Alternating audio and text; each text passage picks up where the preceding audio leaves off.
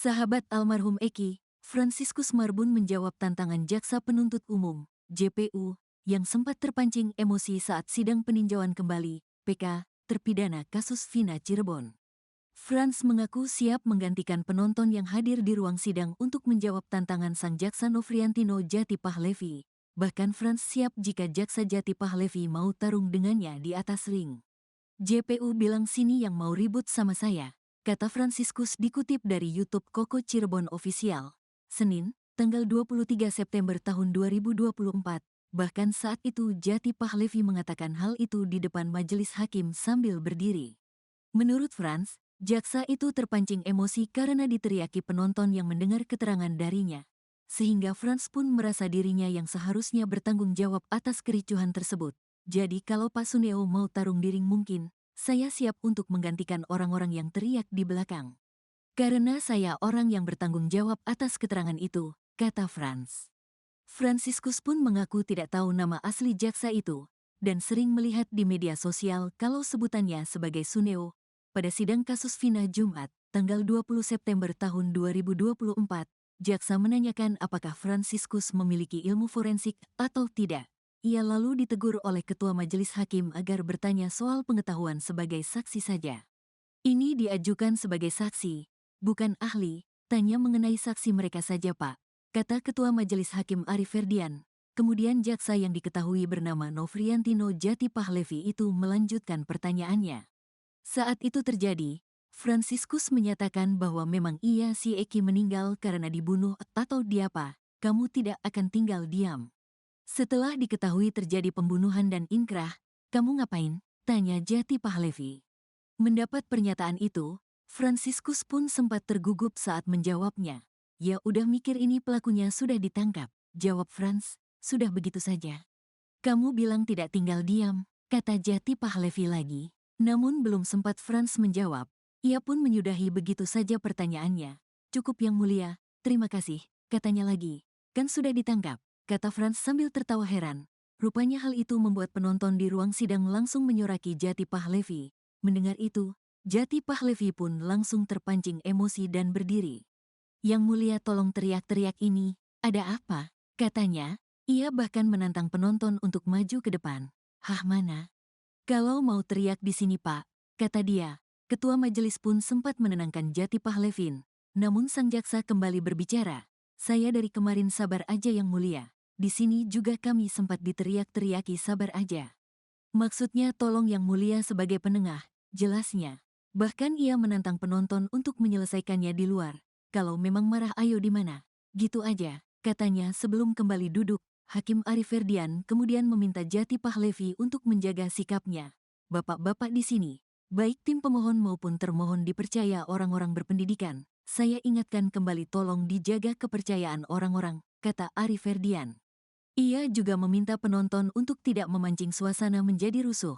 Bagi penonton saya ingatkan lagi kalau tidak bisa tenang, menjaga tertib persidangan, terpaksa akan kami keluarkan dari ruang sidang, tandasnya.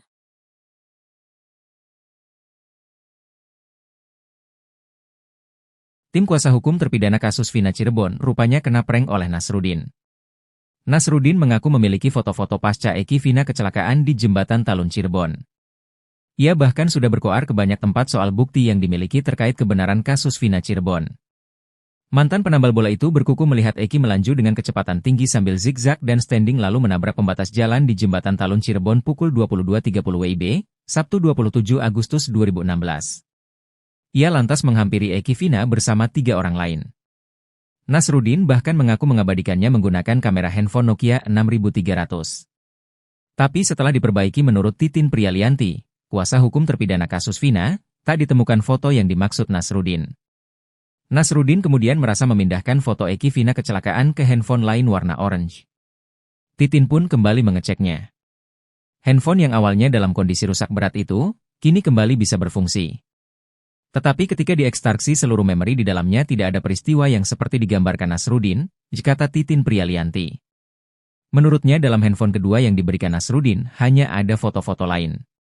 Foto yang terakhir diambil pada 27 Agustus 2016 hanyalah gambar keluarga. Foto terakhir tahun 2016 itu tanggal 27 Agustus ada foto terakhir pukul 15.23, Ada foto keluarga, kata Titin Prialianti. Setelah itu tidak foto lain tetapi melompat ke 2018, ditambahnya. Walau fotonya tidak ditemukan, namun Titin meyakini bahwa Nasruddin telah bicara jujur tentang Eki Vina kecelakaan. Pasalnya kesaksian Nasruddin berkaitan dengan saksi Purnomo, Ismail dan Adi Haryadi.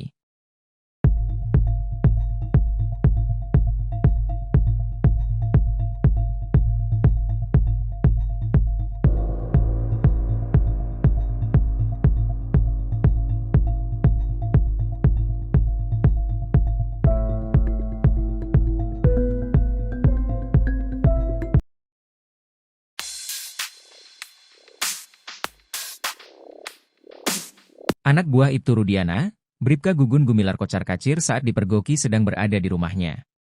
Bribka Gugun Gumilar yang disebut-sebut paling sadis dalam menyiksa terpidana kasus Vina, justru ketakutan ketika persembunyiannya terbongkar. Nama Bribka Gugun Gumilar memang jadi sorotan selain Ibtu Rudiana di kasus Vina. Hal itu karena adik terpidana Eka Sandi, Aldi menilai bahwa Gugun paling sadis menyiksa. Kedua Aldi juga menuduh Bribka Gugun rutin menerima setoran dari bandar obat terlarang di Cirebon. Fristian Griek lewat kanal YouTube-nya melakukan penelusuran cari keberadaan Bribka Gugun, ia lantas mendatangi rumah anak buah Rudiana tersebut. Dalam video, tampak seorang pria bertubuh gempal mengenakan sweater abu-abu muncul mengenakan masker, ia diduga kuat merupakan Bribka Gugun. Ketika melihat Fristian, Gugun tampak panik dan langsung kabur. Aksinya ini dinilai berbanding terbalik dengan kesadisannya terhadap terpidana kasus Vina.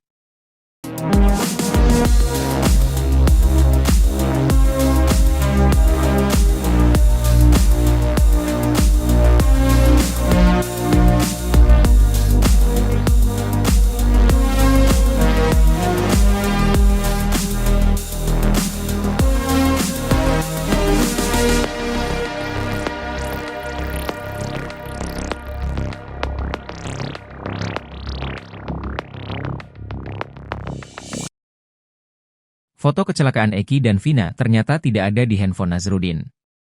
Handphone yang diklaim dipakai untuk memfoto kecelakaan Eki Vina di Cirebon tahun 2016 hanya berisi foto-foto lain. Nasruddin merupakan saksi baru yang mendadak muncul di tengah sidang PK terpidana kasus Vina Cirebon. Ia mengklaim melihat secara langsung Eki Vina mengalami kecelakaan di Jembatan Talun Cirebon pada Sabtu 27 Agustus 2016. Mantan penambal bola ini mengaku melihat Eki mengendarai motor berkecepatan tinggi sembari zigzag dan standing. Sampai kemudian menurut Nasruddin, motor Eki menabrak pembatas jalan. Kata Nasruddin, Eki terhempat membentur tiang lampu di tengah Jembatan Talun Cirebon. Saat itulah Nasruddin mulai mengambil foto menggunakan handphonenya merek Nokia 6300. 3 orang yang dimaksud yakni 1 orang yang sedang duduk di ujung Jembatan Talun dan 2 orang pengendara dari arah sumber.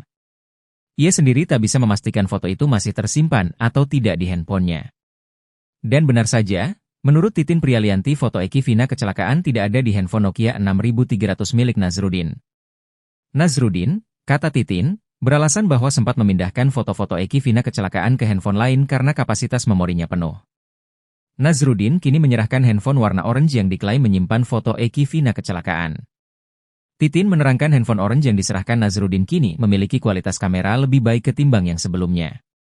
Padahal kan handphone orange itu hanya berfungsi menyimpan foto Eki Vina kecelakaan yang ditransfer dari HP lain, bukan mengambil foto.